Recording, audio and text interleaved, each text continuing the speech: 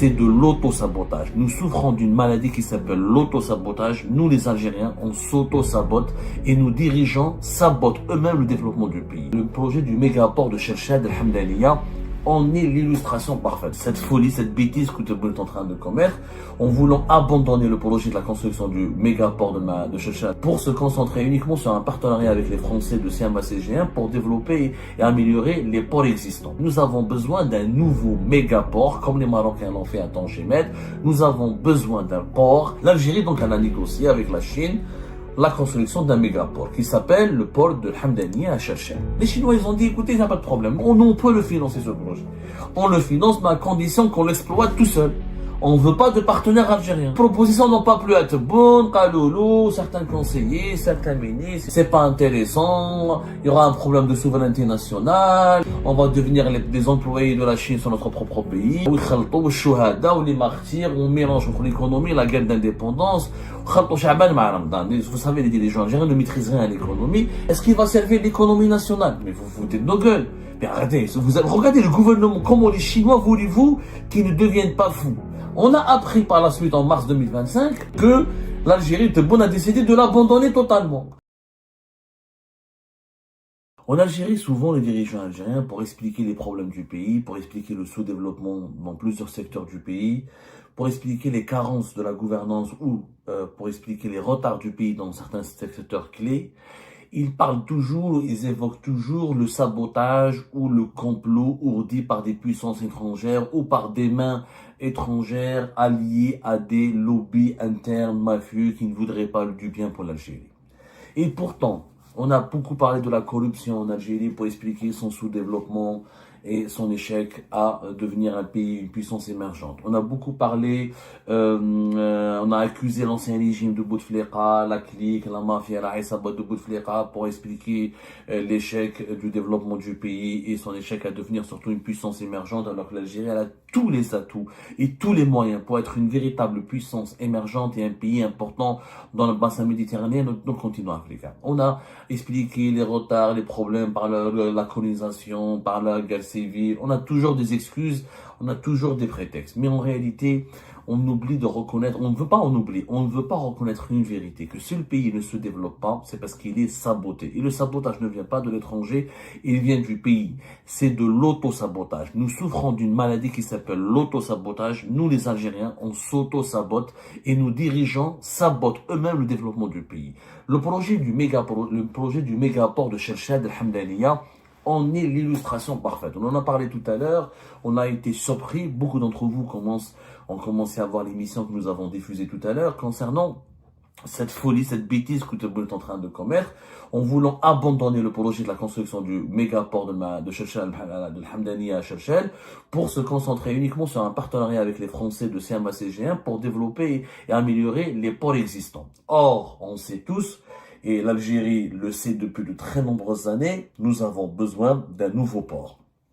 Les 13 ports que nous avons, dont 2, Skikda et Tizi Ouzou, sont orientés exclusivement vers les exportations des hydrocarbures. Les autres 11 ports commerciaux, que ce soit à Oran, à Djenjen Djidjel, ou à Mostaganem, ou à Alger, etc., ne sont pas bien construits, ne correspondent plus aux besoins de la modernité et leurs infrastructures sont vieillottes, usées et on ne peut plus les exploiter réellement pour amorcer un véritable développement économique du pays. Nous avons besoin d'un nouveau méga-port, comme les Marocains l'ont fait à Tangimed.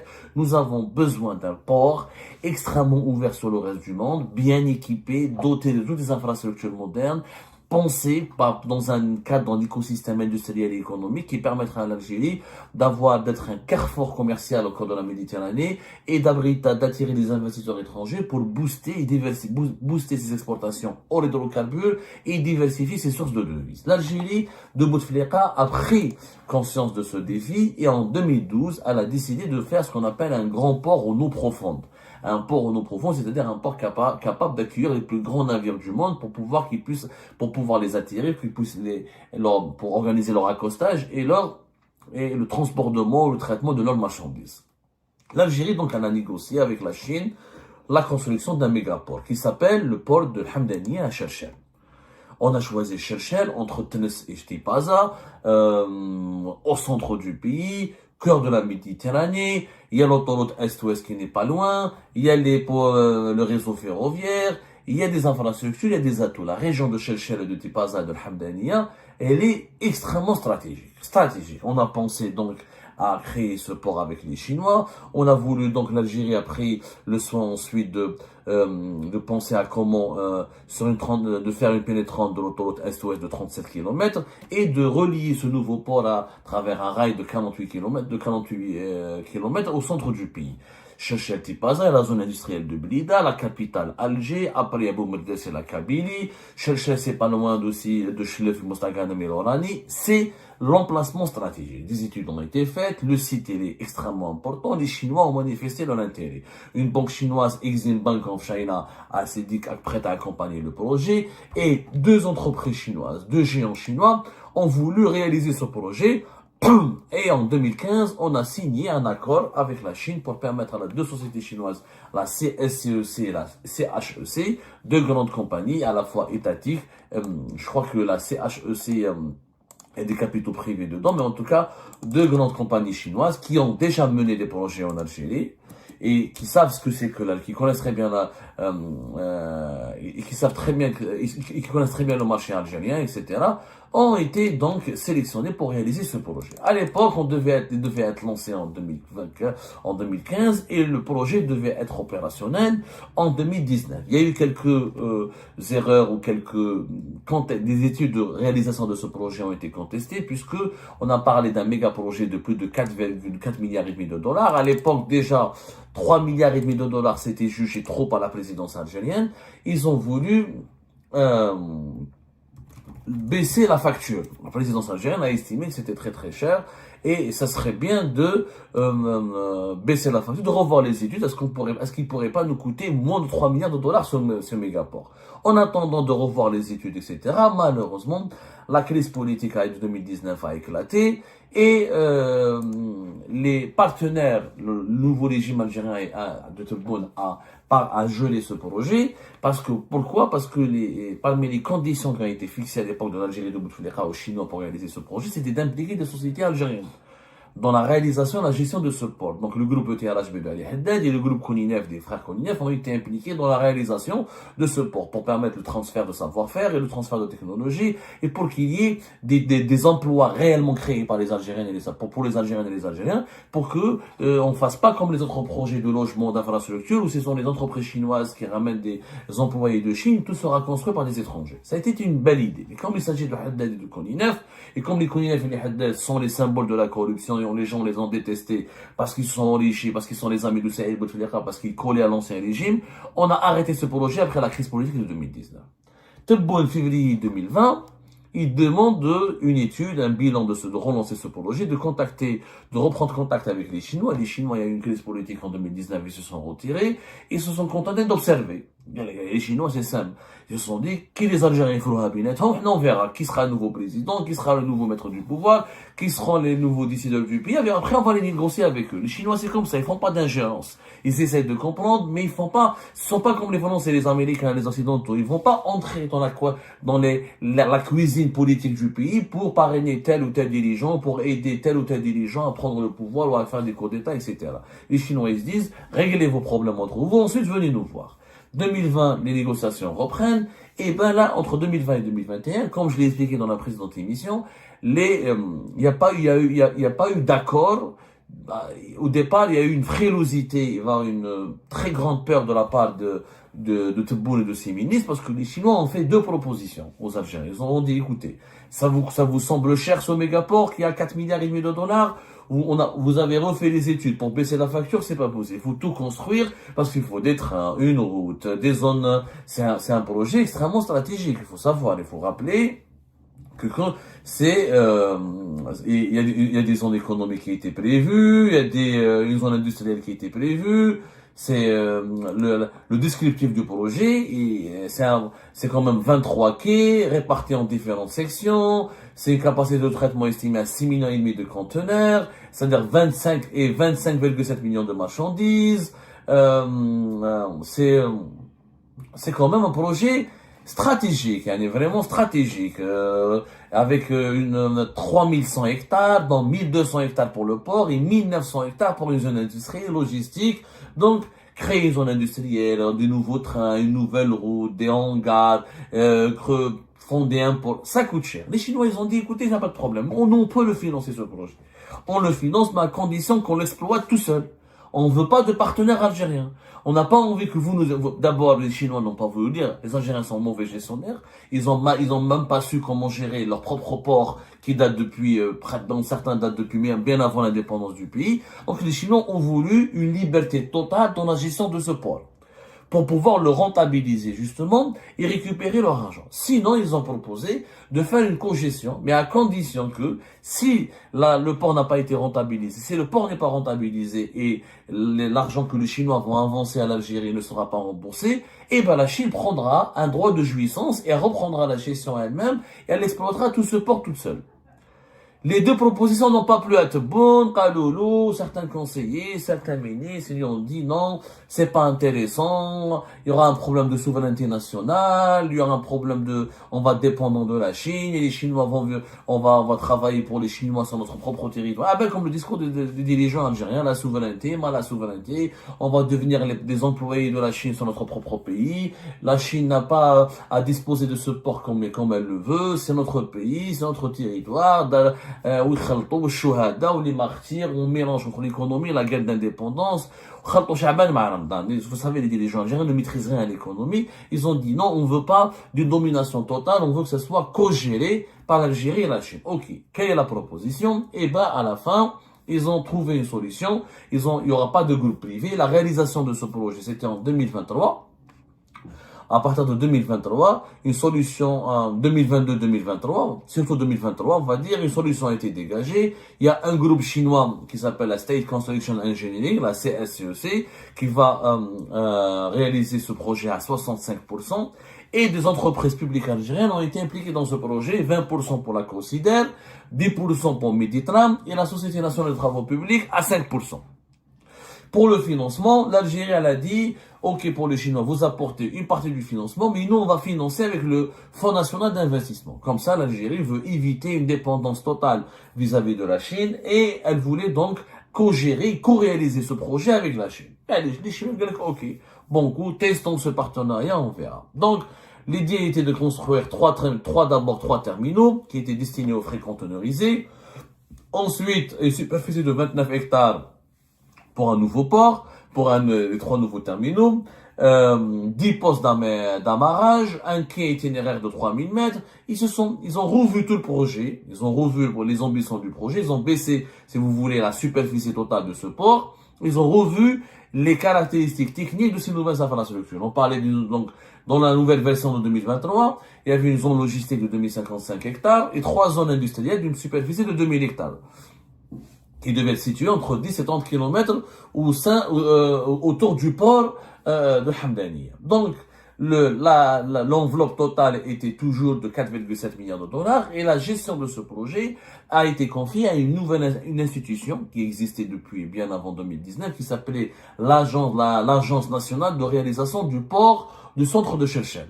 Cette agence, d'ailleurs, elle avait changé de dénomination, je crois, depuis 2023 aussi, parce qu'elle est devenue une agence nationale de développement de tous les projets portuaires, et non seulement, et pas uniquement le projet de Chefchaouen. En tout cas, c'était une agence qui a été dédiée à la gestion de ce projet. Une agence nationale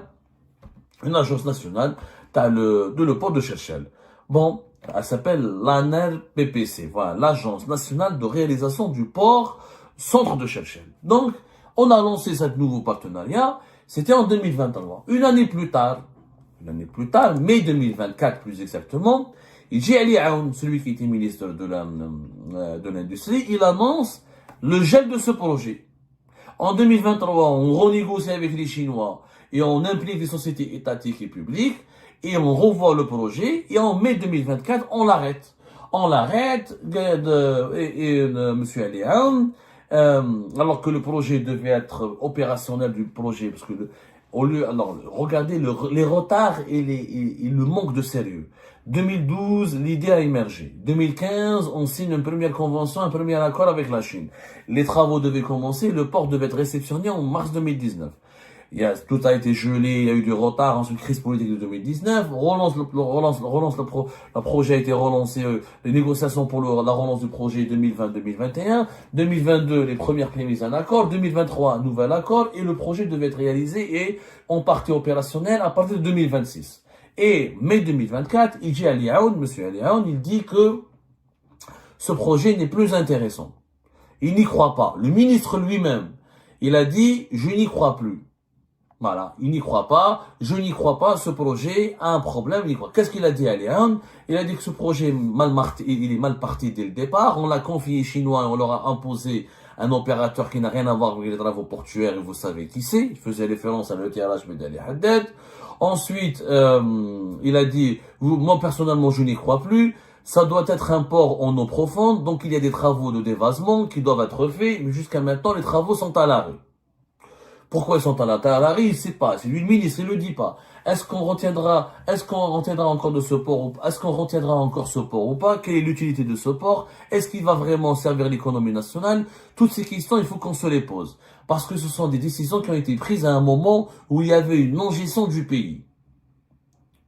Ensuite, Ali Aoun, il le déclare publiquement, en mai 2024. La manière dont les travaux devaient être lancés a servi, comme dans tous les autres secteurs, à transférer des devises à l'étranger. Et je m'arrête là. Donc incroyable, un ministre algérien qui vient, il dit que le projet n'a pas été abandonné définitivement, mais il n'y croit plus, il a été mis à l'arrêt. Pourquoi? Parce que on a imposé des partenaires. Alors, Ali Haddad, c'était avant 2019. Or, depuis 2023, ce sont des sociétés étatiques algériennes. Quelle est la relation entre Ali Haddad et le port de Hamdani? Ali Haddad est en prison depuis 2019 et le TRHB a disparu. Là, dans la nouvelle version du projet du port de Hamdania, il n'y a pas de place ni pour aucun opérateur privé, ni pour Ali Haddad, ni pour Ali ou la Issa. C'est une société étatique. Alors peut-être considère pourquoi, une année après avoir lancé la nouvelle formule de partenariat avec les Chinois, le projet prend fin. Et pour justifier l'échec de ce projet, Ali Aoun, comme tous les autres dirigeants de Tebboune, il accuse le passé. Ils accusent le précédent régime qui est Bouteflika. Oh, Bouteflika, il est mort. Al Haddad, il a disparu. On est en 2024. Ça veut dire 5 ans après la crise de 2019. Il n'y a aucun lien entre le patinage de ce méga projet et la crise politique ou est-ce qui a été décidé avant. Ensuite, il dit, est-ce qu'on retiendra ce projet ou pas? Est-ce qu'il va servir l'économie nationale? Mais vous vous foutez de nos gueules. Mais regardez le gouvernement, comment les Chinois, voulez-vous, qu'ils ne deviennent pas fous? On négocie avec les Chinois depuis 2012. On devait le construire entre 2015 et 2019. On l'arrête, ensuite on reprend entre 2022 et 2023. Et en 2024, il y a un dirigeant algérien qui leur dit, on n'est même pas sûr de garder ce port. On ne sait même pas s'il est utile pour l'économie nationale. Il faut qu'on se pose de nouvelles questions parce que la décision de ce projet, il a été décidé à un moment de non-gestion du pays. C'est grave ce que tu dis à la Chine. Donc le projet, personne ne sait pourquoi. On a appris par la suite en mars 2025 que l'Algérie a décidé de l'abandonner totalement. Pourquoi il a été abandonné totalement? Parce qu'ils n'ont pas trouvé, parce que certainement le financement de 4,7 milliards de dollars, la Chine, pour mettre de l'argent, elle a exigé des conditions. Elle a vu que le partenariat avec les sociétés étatiques algériennes, ça ne marchait pas, que les travaux vont beaucoup traîner, donc les Chinois, ils ont formulé de nouvelles conditions. Certainement, les Chinois, ils ont dit, écoutez, ça ne marche pas, vous nous avez proposé des sociétés étatiques, on ira à la traîne, si vous voulez qu'on fasse ensemble ce projet, reprenons les négociations et laissez-nous le réaliser nous-mêmes. C'est-à-dire qu'on voulait, l'Algérie nouvelle voulait imposer aux Chinois de travailler selon son rythme, selon ses conditions, et de lui imposer des problèmes et des dysfonctionnements que les Chinois, qui ne concernent pas les Chinois. Les Chinois cherchent l'efficacité, le pragmatisme, ils veulent investir, réaliser une nouvelle infrastructure et la gérer pour gagner de l'argent. Au moins, ils font du business. L'Algérie, là, on fait de la politique. Et on se foutait de leur gueule. Mais regardez, est-ce que ça, c'est pas du sabotage? Il dit à un ministre, en public, sur le forum del Moudjahid, il s'appelle Ali Aoun, ministre de l'Industrie, lui-même. Il dit aux gens et au monde entier que le projet est mal parti dès le départ. Eh bien, attends, il est mal parti dès le départ. Il n'est pas mal parti dès le départ. C'est la crise politique qui l'a bloqué en 2019. Tout était bien, on a refait les études. Il est normal que le coût global, il faut refaire certaines études. Des études on peut ne pas être d'accord sur l'évaluation financière de ce projet, mais le méga projet de tous les économistes, tous les experts de la logistique, du transport portuaire, du transport des maritime de marchandises, tous les économistes qui ont un peu qui ont un peu de parcours, un peu d'expérience et un peu de bon sens, ils vous disent que ce port et ce projet, il est stratégique, il est magnifique, il est intéressant. Maintenant, est-ce qu'il doit coûter moins de 3 ou 4 milliards de dollars? C'est des négociations. C'est des négociations. On peut revoir l'ampleur de ce port, on peut revoir l'ampleur du chantier, on peut revoir le volume des matériaux de construction, on peut revoir les caractéristiques des zones industrielles. Mais venir en 2024 et dire est-ce que ce projet est utile? Est-ce qu'il est-ce qu'il sera utile pour l'économie nationale? Est-ce qu'on doit le garder ou ne pas le garder? Ça c'est grave. Ça c'est complètement grave. Donc le projet baisse. Et maintenant, on veut carrément ne plus faire de port et on veut juste moderniser nos 11 ports qui existent et qui vont nous coûter leur modernisation et d'abord, ils sont très archaïques ces ports-là. Ça va nous coûter énormément d'argent pour les moderniser et améliorer leur exploitation.